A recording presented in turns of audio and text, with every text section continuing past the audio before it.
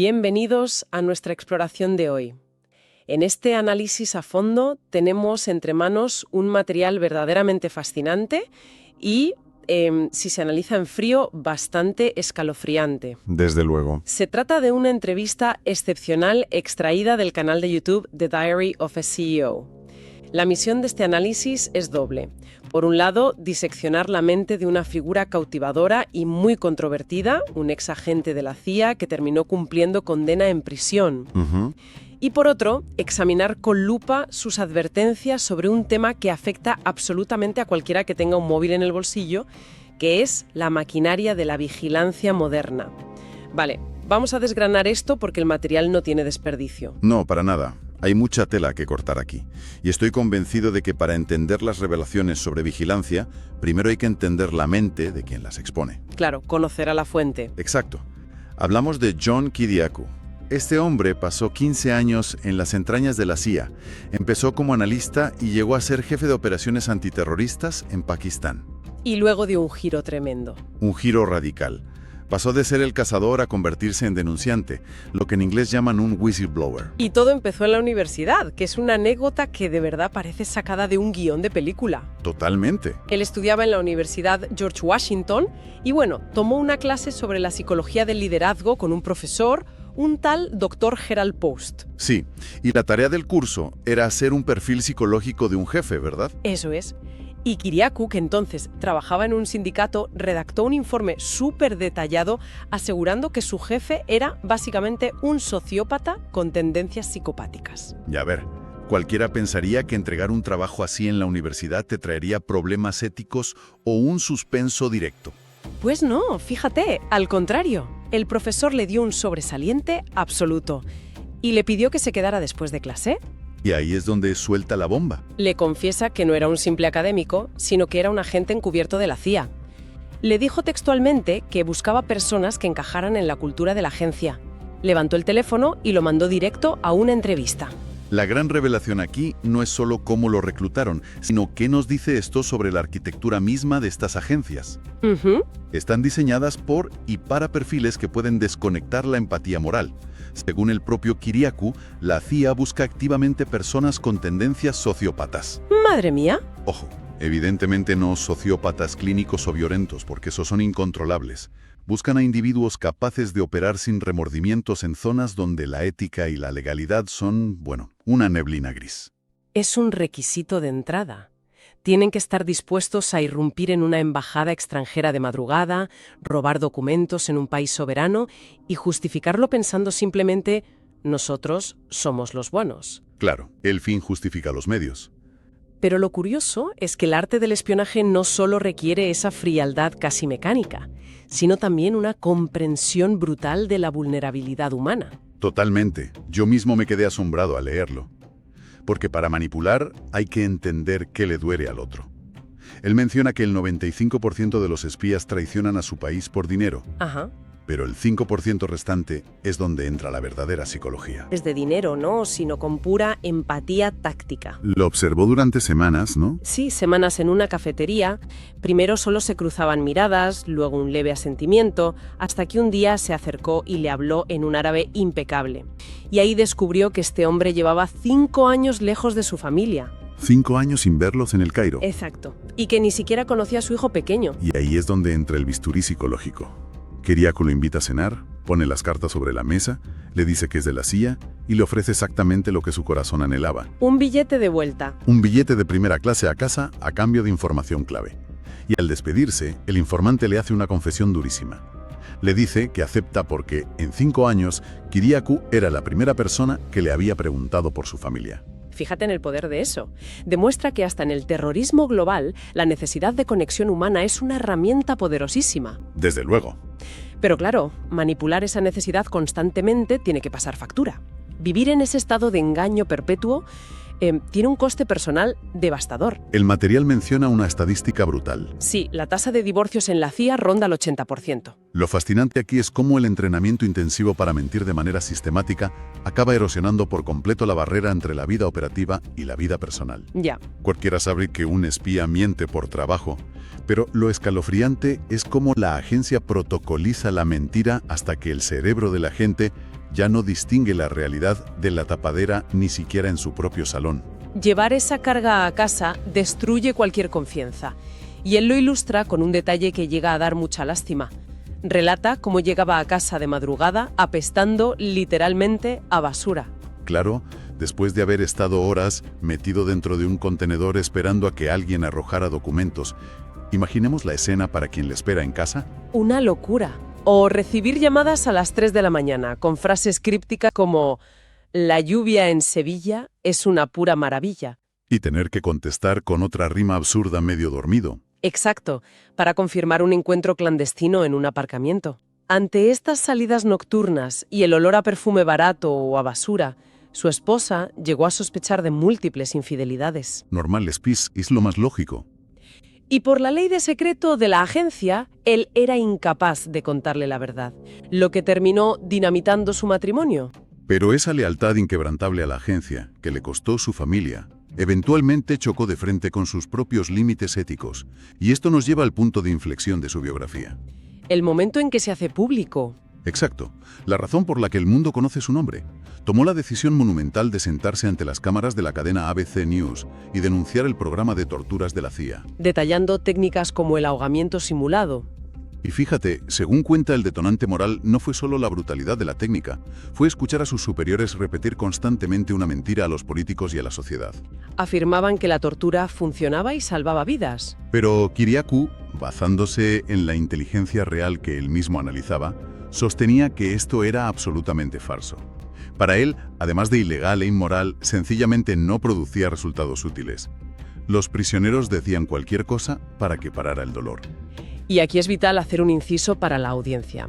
En nuestra exploración de hoy estamos informando estrictamente sobre las afirmaciones y experiencias del invitado. Correcto. Solo exponemos el material de la fuente sin tomar partido ni respaldar estas posturas o críticas hacia el gobierno o las agencias. Mantener esa imparcialidad es clave para analizar los hechos. Y los hechos posteriores a su denuncia fueron devastadores.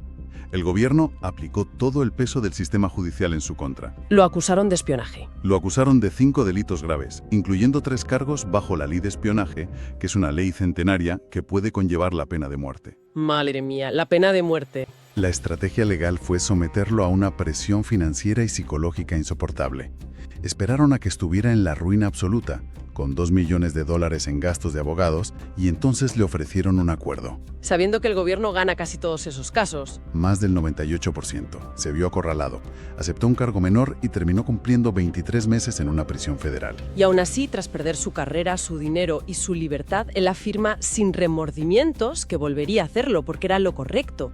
Yo estoy fascinada con esa entereza. Es una convicción de hierro. Pero atención, porque aquí es donde se pone realmente interesante.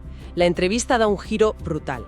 Deja atrás su biografía y lanza una advertencia que nos salpica a todos. ¿El núcleo del programa de hoy? Subraya un cambio de paradigma monumental en la vigilancia tras los atentados de 2001. Antes, espiar a ciudadanos dentro del propio país era estrictamente ilegal. Era un tabú absoluto. Y hoy, agencias como la NSA, la CIA o el FBI gastan miles de millones en vigilancia interna. Y para ilustrar el peligro real de esto, conecta con un libro del Dr. Harvey Silverglate titulado 3 Felonies a Day, es decir, 3 delitos al día. Ese concepto da mucho miedo, la verdad. Es que la tesis es demoledora. Sostiene que la sobreregulación del Código Penal es tan compleja que un ciudadano medio comete estadísticamente 3 delitos graves cada día sin darse cuenta. Para que quien nos escucha lo visualice. Quizá abres un correo a nombre del inquilino anterior y lo tiras a la basura. Eso podría ser un delito federal de manipulación de correspondencia. O un error técnico en los impuestos, o compartir un archivo con derechos de autor. Nadie va a la cárcel por eso en un día normal. Pero el peligro surge al combinar esos 3 delitos al día con la trampa de los metadatos. Hay que aclarar que son los metadatos, porque suena muy técnico y aséptico. Sí. No son la grabación de voz de una llamada. Son el registro exacto de a quién se llamó, a qué hora, desde qué ubicación y cuánto duró. Y lo aterrador es que como eso no se considera el contenido de la conversación, no necesitan la orden de un juez. Exactamente. Simplemente van y compran los metadatos a las telefónicas. Si alguien se convierte en un objetivo por disidencia o política, buscan en sus metadatos hasta encontrar un pretexto legal. Uno de esos 3 delitos al día para arruinar su vida. Es que el metadato ya cuenta toda la historia. Y Kyriakou comparte detalles escalofriantes sobre la vulnerabilidad de los dispositivos. Advierte que nadie debe asumir que su móvil o su ordenador es seguro. Y no es solo un país. Rusia, China, Israel, Reino Unido o Francia tienen estas mismas capacidades. Cuando entran a detallar las herramientas, parece ciencia ficción oscura. Hablan de las revelaciones de Vault 7, esa filtración de 2017 a Wikileaks. Las capacidades cibernéticas expuestas ahí hielan la sangre. Totalmente. Uno de los métodos técnicos asombrosos es tomar el control remoto del ordenador de un coche. Pueden acceder a un vehículo a 120 km por hora, tomar el volante y los frenos, y estrellarlo o tirarlo por un puente. Es el asesinato perfecto porque no deja rastro balístico. Para la policía es un trágico accidente de tráfico. Un arma cibernética indetectable. Y si lo del coche asusta, lo de los televisores inteligentes, las Smart TVs que todos tenemos en el salón, tiene tela. El programa Weeping Angel. Y el detalle macabro es que apagan las luces LED para crear la ilusión de que el televisor está apagado. Mientras la familia cena creyendo que el aparato no funciona, están transmitiendo audio en tiempo real a la CIA. Es espeluznante. Y por si fuera poco, hablan de que dejan pistas falsas en código cirílico tras un hackeo. Sí, para incriminar a Rusia. Si conectamos esto con el panorama general, la conclusión es demoledora. La ilusión de la privacidad ha desaparecido por completo en la era digital. Hemos introducido micrófonos y cámaras en nuestros dormitorios voluntariamente. Y justo cuando crees que el problema son solo los aparatos, la entrevista aborda a los espías de carne y hueso. Introduce el concepto de los agentes durmientes rusos. Un nivel de infiltración que requiere una paciencia infinita. Construyen pueblos falsos de estilo americano en Rusia para criar a niños allí, enseñándoles sin acento. Y luego les dan la identidad de bebés fallecidos. Kyriakou estima que hay entre 50.000 y 60.000 espías extranjeros encubiertos en Estados Unidos hoy. Y haciendo matemáticas paranoicas y cálculos estadísticos, la persona promedio podría cruzarse con un espía al año. Entonces, ¿qué significa todo esto? Para la audiencia que escuche esto y mire de reojo a su móvil, ¿cómo se sobrevive? El invitado rescata una cita del exgobernador Eliot Spitzer. Es un consejo de supervivencia brutal. A ver. No asientas cuando puedas gesticular, no hables cuando puedas asentir y nunca dejes nada por escrito en un mensaje de texto. Madre mía. Porque cualquier cosa escrita puede ser sacada de contexto años después para ser usada en contra de alguien. Esto plantea una pregunta importante. ¿Cómo navegamos el mundo moderno sabiendo que cualquier dispositivo es un potencial informante? Es hora de hacer un resumen final de la inmersión de hoy. Hemos ido desde la psique de un espía que priorizó sus principios éticos frente a la agencia más poderosa del mundo. Pasando por la prisión. Sí, pagando ese precio altísimo. Y hemos llegado a la cruda realidad de que la privacidad es un lujo obsoleto. Todo lo que hacemos deja un rastro digital que está a la venta.